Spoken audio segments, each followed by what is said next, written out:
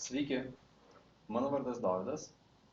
Tai pirmasis mūsų video, kuriame pradėsime jums pasakoti apie IP telefonijos funkcijas. Prieš 5000 metų komunikacijai per nuotolį žmonės bendraudavo dūmų ar būgnų kalba, pūsdavo ragus. Evoliucionuojant atsirado kurjeriai ir buvo sukurtos pirmosios pašto sistemos. O 1875 metais Aleksandras Belas pirmą kartą telefonu perduoda balsą, kuris tuo laiku nebuvo panašus į mūsų įprastą telefono aparatą. Po 2 metų Berlyne nutiesta pirmoji telefono linija, o dar po 2 metų buvo sukurtos pirmosios telefono sistemos, kuriuose sujungimus su kita linija atlikdavo operatorės. Sistemos užimdavo didelės patalpas, o vartotojo skambučio aptarnauti būdavo reikalinga kito asmens pagalba.